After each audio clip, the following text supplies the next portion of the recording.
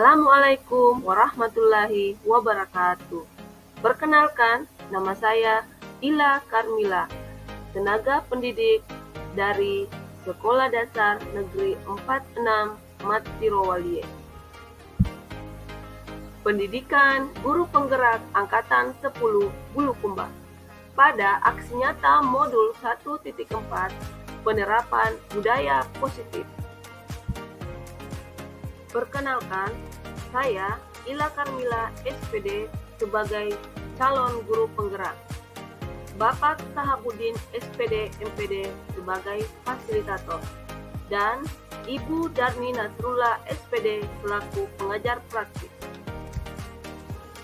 Pada rancangan tindakan untuk aksi nyata berikut ini. Latar belakang. Sejalan dengan filosofi Ki Hajar Dewantara, pendidikan yang berpihak pada murid merupakan tujuan utama dalam proses pembelajaran. Mewujudkan peserta didik yang berkarakter, profil pelajar Pancasila, melalui pembiasaan yang dilakukan berulang menjadi budaya positif, salah satunya membuat bersama keyakinan kelas. Budaya positif di sekolah diperlukan karena lingkungan yang mendukung, inklusif, dan penuh dengan semangat dapat meningkatkan motivasi belajar siswa, memperkuat keterlibatan mereka dalam memproses pendidikan, dan menciptakan suasana yang aman dan menyenangkan untuk belajar dan berkembang. Tujuan aksi nyata mewujudkan peserta didik yang berkarakter, profil pelajar Pancasila, melalui pembiasaan-pembiasaan disiplin positif yang dikenal dengan budaya positif, serta mendorong tumbuhnya motivasi intrinsik dari diri peserta didik dan meyakini nilai-nilai kebajikan secara umum. Adapun yang menjadi tolak ukur, yaitu terbentuknya keyakinan kelas melalui kegiatan kesepakatan kelas yang dilakukan wali kelas dan siswa. Siswa mampu menerapkan dan menjalankan keyakinan kelas yang telah dibuat.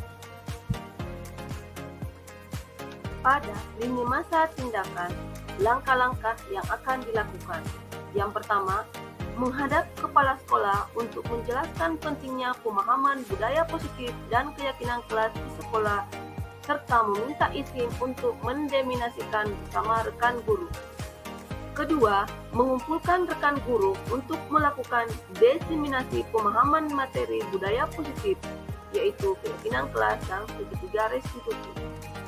Ketiga, berkoordinasi dan berkolaborasi dengan wali kelas untuk membuat keyakinan kelas di kelas masing-masing. Dan yang keempat, memantau, merefleksikan, dan mengevaluasi keyakinan kelas yang telah dibuat. Dukungan yang dibutuhkan. Yang pertama, dukungan dari kepala sekolah, rekan guru, serta murid agar tindakan yang telah disusun dapat dilakukan secara lancar dan menyeluruh. Yang kedua, sarana dan prasarana untuk menumbuhkan budaya positif di sekolah. Dan yang ketiga, orang tua dalam melakukan budaya positif di rumah. Bismillahirrahmanirrahim. Assalamualaikum warahmatullahi wabarakatuh. Sebelumnya saya ucapkan banyak terima kasih atas kolaborasi yang telah kita bangun ini. Semoga kerjasama ini bisa membuahkan hasil. Dan saya mohon maaf telah mengganggu waktu istirahat Bapak Ibu yang seharusnya istirahat, tapi saya gunakan untuk melakukan sosialisasi pentingnya budaya positif di sekolah. Jadi untuk saat ini saya telah menjalani yang namanya pendidikan program guru penggerak di angkatan 10 ini, dan sampai detik ini hampir 2 bulan sudah memasuki modul 1.4. Di modul 1.4 ini bagaimana kita melakukan penerapan budaya positif. Untuk mengetahui bagaimana budaya positif itu, yaitu pentingnya penerapan budaya positif di sekolah. Jadi budaya positif itu perlu kita lakukan di sekolah. Iya, sebelum kita lanjut bagaimana budaya positif itu, yang pertama perlu kita ketahui perubahan paradigma pembelajaran. Jadi, perubahan paradigma pembelajaran yang yaitu suatu merupakan pergeseran antara stimulus respon menjadi teori kontrol. Pembelajaran dirancang berdasarkan prinsip pembelajaran yang berpihak kepada murid dan berdiferensiasi sehingga setiap murid akan belajar sesuai dengan kebutuhan dari tahap perkembangan menjadi manusia yang bisa meraih keselamatan yang setinggi-tingginya di masa depan. Menurut Ki Hajar Dewantara yang menyatakan bahwa pembelajaran di sekolah itu harus mampu menuntut segala modal yang ada pada anak agar mereka dapat mencapai keselamatan dan kebahagiaan yang setinggi-tingginya, baik sebagai manusia maupun sebagai masyarakat melalui merdeka belajar. Jadi, Bapak Ibu Guru yang saya hormati, di sini kita sebagai seorang pendidik tentunya perlu menuntut, bukan menuntut. Yang biasanya yang dulu-dulu kita sebagai seorang pendidik yaitu menuntut kepada siswa kita bahwa harus pintar ini, harus mendapat nilai tinggi. Di sini menurut Ki Hajar Dewantara kita tidak bisa menuntut, tapi kita perlu menuntut siswa kita sesuai dengan karakter dan membentuk karakter yang baik. Kemudian di sini akan terwujud dengan adanya lingkungan dan suasana belajar yang aman, nyaman, menyenangkan melalui budaya positif. Jadi kita harus selalu menerapkan budaya positif itu di sekolah. Bagaimana caranya? Yaitu kita harus menerapkan budaya positif. Budaya positif itu apa? Jadi budaya positif ialah nilai-nilai, keyakinan dan kebiasaan di sekolah yang berpihak kepada murid agar murid dapat berkembang menjadi pribadi yang kritis, penuh hormat dan bertanggung jawab. Jadi budaya positif bisa diwujudkan dengan memiliki posisi kontrol. Posisi kontrol yang terbaik sebagai seorang guru dalam merespon tindakan indisipliner murid. Posisi kontrol tersebut menjadi 5 bagian, yaitu sebagai penghukum, pembuat rasa bersalah, teman, pemantau, dan manajer. Kelima posisi kontrol ini ada 3 paling efektif yang kita sebagai pendidik lakukan, yaitu yang paling terbaik yaitu sebagai teman, sebagai pemantau, dan sebagai manajer. Jadi kita perlu memposisikan diri kita kepada murid kita sebagai teman, sebagai pemantau, dan sebagai manajer. Dan yang ketiga paling efektif ini ada yang lagi paling baik, yaitu sebagai manajer. Jadi di sini teman, jika kita menemukan siswa kita ada yang bermasalah, jadi posisikan diri kita sebagai teman, sebagai pemantau, atau sebagai manajer. Nah, Bapak Ibu, selanjutnya dari budaya positif ini kita harus terapkan namanya disiplin positif. Disiplin positif merupakan pendekatan pendidik murid yang bertujuan untuk membentuk kontrol diri dan meningkatkan kepercayaan diri mereka untuk lebih bertanggung jawab dan mampu membentuk karakter sesuai profil pelajar Pancasila. Bapak Ibu yang saya hormati, kita sudah ketahui bersama ada 6 pilar profil pelajar Pancasila. Yang pertama yaitu beriman dan bertakwa kepada Tuhan Yang Maha Esa. Kedua, kreatif, gotong royong, dan bernalar kritis, mandiri, dan berkebinekaan. Dari ke-6 profil pelajar Pancasila ini perlu kita terapkan di lingkungan sekolah kita ini agar kita memiliki karakter yang baik. Ya, dari disiplin positif ada yang namanya keyakinan kelas. Jadi keyakinan kelas ini atau kesepakatan bisa kita terapkan di dalam kelas kita. Kita bisa memulai di dalam kelas, kemudian keluar ke lingkungan sekolah. Keyakinan kelas yang dimaksud adalah sebuah keyakinan yang disepakati bersama murid dengan harapan keyakinan kelas ini dapat meningkatkan kedisiplinan murid kita. Jadi Bapak Ibu bisa melihat contoh keyakinan kelas 1. Yang pertama, disiplin. Kedua, saling menghargai. Yang ketiga, menjaga kebersihan kelas. Budayakan 5S, salam, senyum, sapa, sopan dan santun. Tidak membuli, berkarakter sesuai profil pelajar Pancasila. Jadi Bapak Ibu, sebelum kita melakukan proses pembelajaran di kelas, perlu kita ketahui bersama atau perlu kita melakukan kesepakatan bersama siswa kita. Di sini kesepakatan itu tidak mutlak kita sebagai seorang guru yang menentukan, tetapi harus ada umpan balik antara guru dengan siswa. Kita menentukan, kita sepakati bersama sebelum kita lanjut pembelajaran. Jadi misalnya, contoh yang saya lakukan di kelas 1 misalnya, kita buat di kesepakatan kelas. Saya tanya, saya lempar kepada anak-anak. Anak-anak, apa kesepakatan kelas kita hari ini? Ya, anak-anak mengatakan tidak boleh berbicara ibu guru saat belajar. Ya, kemudian tidak boleh makan saat belajar. Itu salah satu contoh kecil yang saya mulai dari kelas. Jadi Bapak Ibu guru tentu bisa melaksanakan itu. Selanjutnya, setelah ada kesepakatan kelas atau keyakinan kelas, ada yang namanya kebutuhan dasar manusia. Jadi kebutuhan dasar manusia itu pada dasarnya ada 5. Di mana di sini? Yaitu ada yang namanya bertahan hidup, butuh kasih sayang dan rasa diterima, ada penguasaan, kesenangan, dan kebebasan.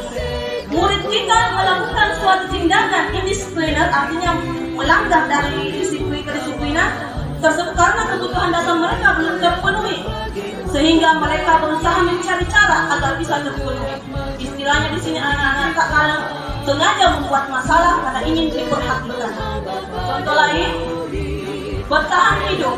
Misalnya di kelas 1, ada siswa saya setiap hari selalu mengeluh sakit perut ibu. Lalu saya tanya, kenapa bisa perutnya sakit? Saya tidak sarapan ibu. Kenapa tidak sarapan? Mamaku tidak memasak tadi. Itu salah satu contoh siswa ini perlu kebutuhan namanya bertahan hidup. Bagaimana caranya agar bisa bertahan hidup? Anak ini perlu diberi perhatian. Jadi, sebelum ke sekolah harus selalu sarapan. Itu salah satu contohnya. Kemudian, setelah tadi kebutuhan dasar manusia, ada yang namanya motivasi perilaku manusia. Setiap perilaku salah atau tindakan indisipliner yang dilakukan oleh murid kita pasti punya motivasi tertentu. Jadi setiap masalah, setiap tingkah laku yang dilakukan murid kita ada motivasinya. Dian Gosen dalam bukunya Restructuring School Disclaimer menyatakan ada 3 motivasi perilaku manusia. Yang pertama, untuk menghindari ketidaknyamanan atau hukuman, dan yang kedua, untuk mendapatkan imbalan atau penghargaan dari orang lain, dan yang ketiga, untuk menjadi orang yang mereka inginkan dan menghargai diri sendiri dengan nilai-nilai yang mereka percaya. Kadangkala ada anak kita ingin mendapat perhatian atau ingin mendapat pujian, maka dia bertindak seenaknya di luar batas disiplin. Untuk melakukan 3 motivasi perilaku manusia ini, perlu juga kita ketahui namanya segitiga restitusi. Apa itu segitiga restitusi? Proses menciptakan kondisi bagi murid untuk memperbaiki kesalahannya sehingga mereka bisa kembali pada kelompok mereka dengan karakter yang lebih kuat. Di sini tadi saya sudah mengatakan ada dari 5 kebutuhan itu ada yang satu posisi kita sebagai guru yaitu posisi manajer. Di sini posisi manajer guru tidak berperan sebagai pengatur perilaku muridnya, tetapi melainkan guru sebagai pembimbing murid. Kita bimbing murid kita agar bisa mengatur dirinya menjadi pribadi yang karakter yang lebih kuat. Disinilah konsep disiplin identitas sukses diterapkan melalui restitusi, yaitu ada 3 segitiga restitusi, yaitu menstabilkan identitas, kemudian validasi yang tindakan salah, dan yang ketiga menyatakan keyakinan. Contoh, menstabilkan identitas. Misalnya di kelas 1, saya ambil contoh di kelas 1. Sementara proses belajar mengajar, ada siswa saya makan di dalam kelas. Kemudian saya panggil siswa itu. Kita tidak mesti di depan kelasnya kita hukum dengan anak. Memang itu kalau makan kita tidak boleh menghukum anak kita, tetapi kita menstabilkan identitas. Kita panggil ke kantor atau di mana tempat yang nyaman. Kita tanya murid kita, nah, kenapa tadi makan di dalam kelas? Anak itu mungkin spontan menjawab, tidak lapar Bu. Kenapa lapar? Tidak sarapan katanya. Jadi kemudian setelah kita tanya identitasnya, kita validasi tindakan yang salah. Nah, tahu tidak makan dalam kelas itu perbuatan baik atau tidak? Tidak bagus Bu Guru. Jadi masih mau diulangi nak? Tidak Bu Guru. Jadi bagaimana caranya supaya nanti tidak makan dalam kelas? Saya sarapan Bu. Oh iya. Kemudian kita tanya, masih ingat keyakinan kelas yang kita sudah buat nak? Iya Bu Guru, tidak boleh makan dalam kelas. Pintar. Jadi nak, lain kali mau kapan kira-kira ini mau mulai supaya tidak makan dalam kelas? Besok Bu Guru, saya tidak mau lagi makan dalam kelas. Ya, itulah salah satu contoh penerapan segitiga restitusi. Selanjutnya, jadi sekali lagi sini posisi manajer itu paling baik. Jadi penting Bapak Ibu saya ingatkan lagi sekali lagi sebelum kita akhiri hari ini. Jadi sebelum kita sosialisasi ini, jadi kepada Ibu Guru perlu mengetahui ketiga dari segitiga restitusi. Jadi di sini restitusi itu tidak menghukum. Sekali lagi tidak menghukum, tetapi bagaimana kita mendekati siswa kita tanpa menjustis dia bahwa kamu memang anak nakal. Jadi itu yang perlu kita hindari. Inilah tujuan dari disiplin positif yang kita akan terapkan di sekolah ini. Ya, semoga apa yang saya terapkan di Bapak Ibu, semua kita bisa melaksanakan semuanya sehingga siswa kita menjadi pribadi yang baik, menjadi siswa yang berkarakter sesuai dengan profil pelajar Pancasila. Saya ucapkan sekian dan terima kasih. Semoga kita semua selalu diberi kesehatan dalam lingkungan yang Maha Kuasa. Salam kolaborasi. Terima kasih. Assalamualaikum warahmatullahi wabarakatuh. Apa yang sudah disampaikan tadi itu adalah merupakan penyampaian yang sangat luar biasa dan di setiap sekolah perlu diterapkan mengenai disiplin positif. Kemudian disiplin positif ini sebenarnya dari dulu kita terapkan, hanya saja tidak terorganisir sehingga penyampaian mengenai disiplin positif terhadap siswa maupun terhadap peserta maupun terhadap pendidik itu sebenarnya tidak terorganisir karena tidak ada program yang tetap, sehingga apa yang disampaikan di sekolah itu disampaikan apa adanya. Tapi dengan adanya kurikulum Merdeka ini mengenai disiplin positif, itu penyampaiannya terarah baik terhadap guru maupun terhadap para peserta.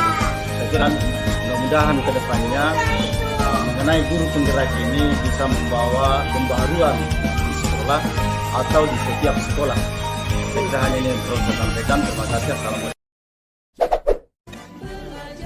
Terima kasih. Salam guru penggerak. Sebaik-baik manusia adalah yang bermanfaat bagi orang lain. Wassalamualaikum warahmatullahi wabarakatuh.